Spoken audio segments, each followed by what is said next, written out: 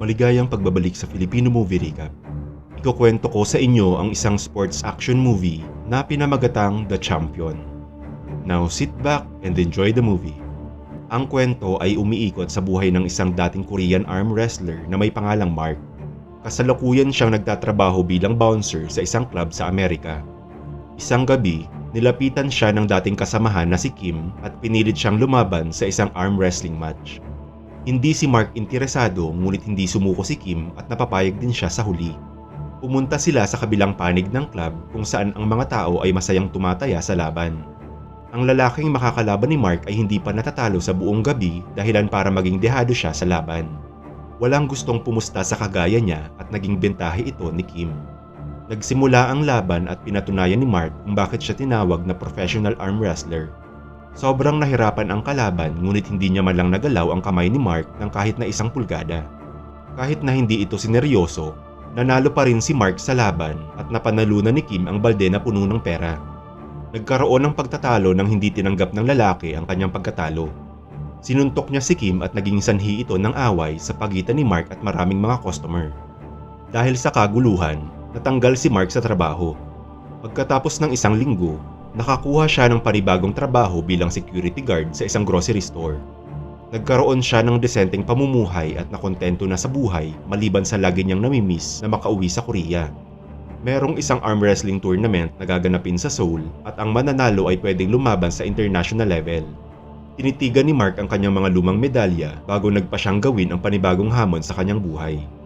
Nang makarating siya sa Seoul, sinundo siya sa airport ni Kim. Pumunta sila sa isang restaurant at nag-usap tungkol sa kanilang gagawing plano.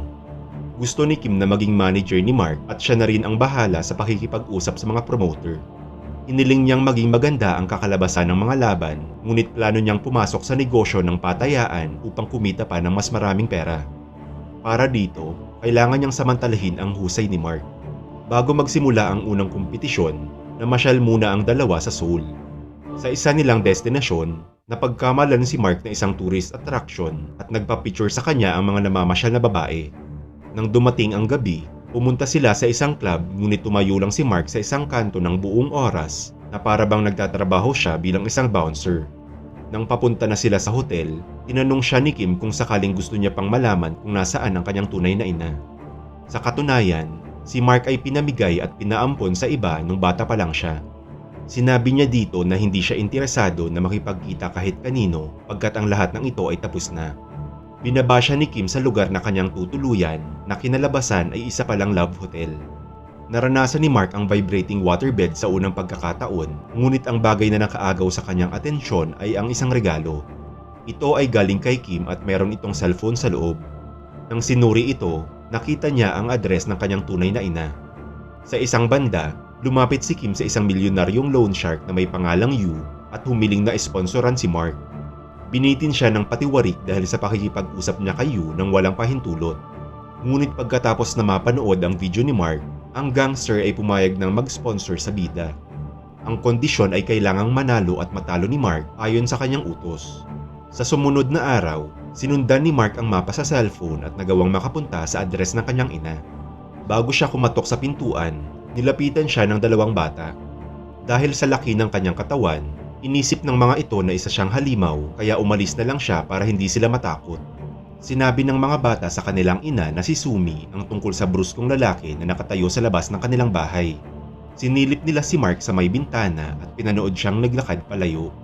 Si Sumi ay nagmamay-ari ng isang ukay-ukay na medyo nalulugi na. Marami siyang utang sa gangster na si Yu at lagi siyang ginugulo kapag may pagkakataon. Samantala, dinala ni Kim si Mark para ipakilala sa mga sponsor at para ipakita ang kanyang kakayahan. Pinakilala din sa atin ang isa pang mayamang sponsor na si Cheng. Kapartner niya si Yu at siya ang tumataya ng malaking pera sa mga laban. Pinatunayan ni Mark ang kanyang galing sa pamamagitan ng pagtalo sa malaking lalaki mula sa Navy. Dahil sa kanyang pagkapanalo, siya at si Kim ay binigyan ng magarang kwarto sa isang 5-star hotel. Si Kim ay nakatanggap ng text mula kay Yu na sinasabing kailangang manalo ni Mark sa unang match ngunit kailangan niyang matalo sa pangalawang laban. Lumabas sila para maghapunan at binahagi ni Kim ang paksa tungkol sa pagpapatalo niya sa pangalawang laban. Siya ay nasorpresa nang agad na pumayag si Mark at hindi man lang nagreklamo. Sa sumunod na araw, si Sumi ay makikitang naghahanda para sa eskwela ng mga bata. Ang panganay na si Juyong ay nag-aalala na baka muling bumalik ang malaking lalaki sa bahay. Ngunit nagsuspetsa si Sumi na si Mark ay dati niyang kakilala. Nang pumasok na ang mga bata, nilabas niya ang mga lumang litrato at nahanap ang isa na naroon ang maliit na si Mark kasama ang kanyang ina.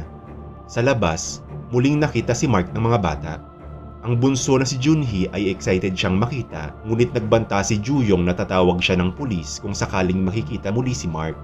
Sa sumunod na eksena, pinakilala tayo sa arm wrestling champion ng Korea na si Combo.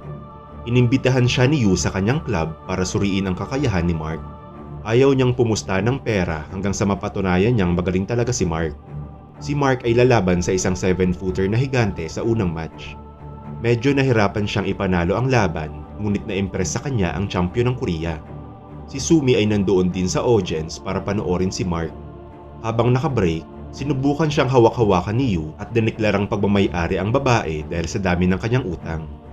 Nakita ni Mark ang pangyayari at hindi siya masaya tungkol dito. Nang magsimula ang pangalawang laban, sinadya niyang manalo para galitin si Yu. Nang sinubukang igiit ni Yu na pagmamay-ari niya si Mark, tinulak lang siya ng malakas bago ito naglakad palayo. Hindi makapaniwala si Kim sa kanyang nakita at sinubukang pakiusapan ang kanyang boss at pati na rin si Mark. Kanyang na-realize na si Sumi ang rason kung bakit siya trinaydor ni Mark. Dahil sa kanyang galit, pumunta siya kay Sumi at nagtanong kung ano ang kanyang relasyon kay Mark. Sa parehong oras na yon, dumating din si Yu at sinimulang saktan si Kim. Buti na lang ay dumating si Mark sa eksena at mag-isa niyang nilabanan ang mga tauhan ni Yu. Habang naglalaban sila, pinakiusapan ni Sumi si Yu na pahintuin na ang kanyang mga tauhan, ngunit tinulak lang siya nito. Natigil lang ang kaguluhan nang dumating ang mga pulis at inaresto sina Mark at Kim. Kailangan nilang malaman ang pagkakakilala ni Mark bago siya mapalaya, ngunit nawala ni Mark ang kanyang bag at passport sa nakaraang laban. Ang police officer at si Mark ay naglaban sa isang match at napatunayang siya ay tunay na atleta. Subalit hindi pa rin siya pinayagang makalaya dahil wala siyang maipakitang ID. Pagkatapos, biglang dumating si Sumi kasama ang kanyang mga anak. Nakahanap siya ng lumang ID ni Mark at pinakita ang litratong kasama ang kanyang ina para patunayang siya ay Korean. Nabunyag din sa atin na si Sumi ay stepsister ni Mark at patay na ang kanilang ina isang taon na ang nakalilipas. Sobrang nasaktan si Mark nang marinig ang malungkot na balita. Inimbitahan nila si Mark at Kim na manatili muna sa kanilang bahay ng ilang araw. Gusto si Mark ng mga bata dahil sa kanyang kakaibang personalidad. Si Junhee ay laging kinukulit si Mark habang si Juyong naman ay madalas na siyang kausapin. Sa labas ng kanilang bahay, isang grupo ng kabataan ang naninigarilyo sa hagdan at tumangging huminto kahit pinakausapan na sila ni Sumi. Ngunit nang makitang paparating na si Mark, humingi sila ng tawad at agad na tumakbo palayo. Sa araw ding yon, nag-impake na si Mark ng kanyang mga gamit dahil ayaw niya nang maging pabigat.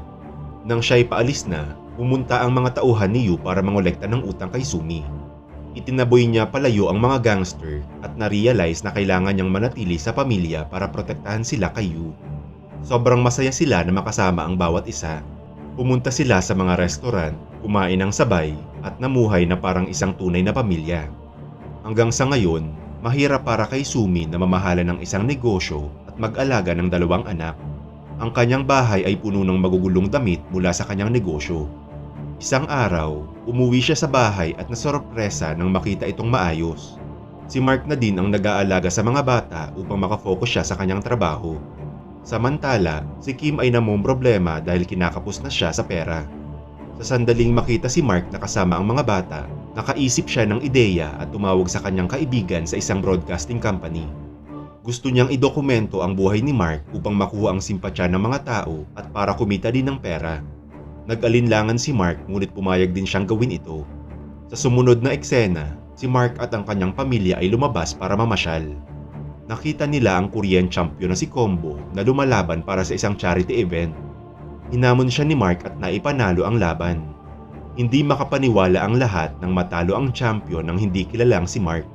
Pagkalipas ng ilang linggo, ang kwento tungkol sa malupit niyang nakaraan at hamong pinagdaanan sa wrestling ay ginawa ng dokumentaryo at pinakita sa TV. Naging matagumpay ang kanyang show at kumita sila ng sapat na pera at pasumanga pa ang mga bata sa kanilang tito. Nang sila'y papunta na sa eskwela, narinig nila ang isang babae na nagsasalita ng masama tungkol kay Mark. Sa sobrang galit, dineklara ni Junhee na dating champion ang kanyang tito at pinapangako si Mark na ipapanalo ang national championship para sa kanya. Sa sumunod na eksena, tayo ay pinakilala sa ama ni Kim na isa ng matanda ngunit sobrang masipag pa din kung magtrabaho.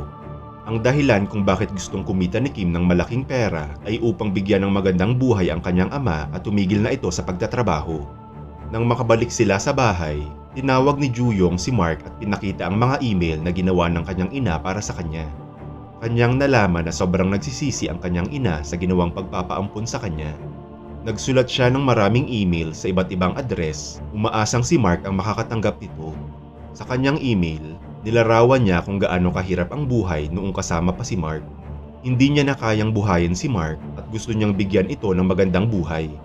Kahit na siya'y naghihingalo na sa ospital, ang kanyang tanging hiling ay makita muli si Mark upang humingi ng tawad. Nadiskubre din ni Mark na si Sumi ay hindi niya talaga kapatid.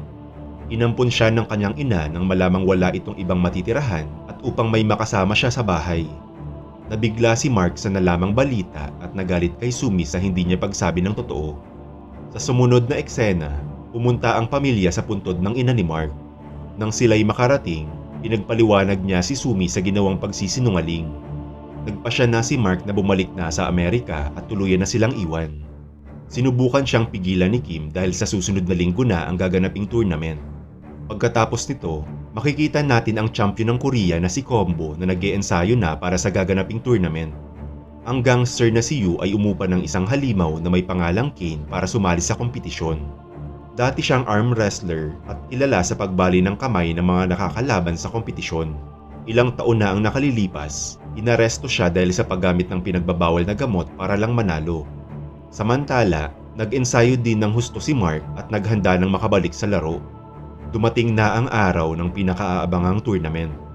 Ang mga bata ay naiwang mag-isa sa bahay at napansing nakalimutan nilang ibalik ang medal kay Mark. Gamit ang palusot, sumakay sila ng bus at bumiyahe papunta sa arena para panoorin siyang lumaban. Nakatanggap si Sumi ng tawag mula sa kanyang kaibigan sa arena at nagmadaling pumunta doon para kunin ang mga anak.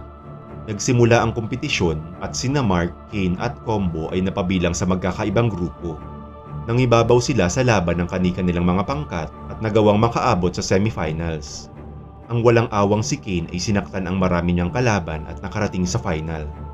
Ang investor na si Cheng at kanyang mga alipores ay pumusta ng malaking pera kay Kane. Nang makita ang magandang performance ni Mark, natakot sila na baka matalo ang kanilang pusta kaya inutusan ni Cheng si Yu na gawin ang lahat upang matiyak ang pagkapanalo ng kanilang manlalaro. Inalok ni Yu si Kim ng $200,000 para kumbisihing magpatalo si Mark sa semifinals laban kay Combo. Tinanggap ni Kim ang pera at sinabi ito sa kanyang kaibigan, ngunit tumanggi si Mark na gawin ang deal. Mababayaran na nila ang lahat na kanilang utang at matutupad na din ang hiling nila sa buhay, subalit hindi nito mahihigitan ang ginawang pangako ni Mark para kay Junhee. Dahil dito, hinarap niya si Combo sa isang matinding laban at nagawa ding manalo pagkatapos. Bago magsimula ang sunod na match, nahuli si Kim ni Yu at inumpisahan siyang bugbugin. Subalit ang mga masasama ang loob ay pinigilan ni Mark. Tinulak niya ang gangster sa sahig at sinagip ang kanyang kaibigan. Kinalimutan na ni Kim ang pera at humiling sa kanyang kaibigan na gawin ang lahat upang manalo siya sa laban. Nagsimula ang final match at ang lahat ay kinabahan sa magiging resulta ng laban. Lumaban ng madumi si Kane at sinadyang dumulas ang kanilang mga kamay. Hinila niya din ng malakas ang hinlalaki ni Mark dahilan upang tumagilid siya sa laban. Parang mapupunta na kay Kane ang tagumpay, ngunit bago ito mangyari, nakita niya ang mga batang umaasa para sa kanya. Gamit ang bagong motibasyon para patunayan ang kanyang halaga, ginamit niya ang natitirang lakas para maitulak ang kamay ni Kane at tinalo siya sa huli. Sa huling eksena, sinabi ni Mark na mahal niya ang kanyang ina at pinahayag na napatawad na ito sa nagawang kasalanan. Hindi niya napigilang umiyak habang iniisip ang mga pinagdaan ng hirap ng kanyang ina. Ang lahat ay nagdiwang sa kanyang pagkapanalo at nagpasya si Mark na doon na manirahan sa Korea. Sa katapusan ng pelikula, si Mark ay naghanda para sa gaganaping International Arm Wrestling Championship at nangakong magiging #1 World Champion. Thanks for watching. Subscribe for more videos gaya nito.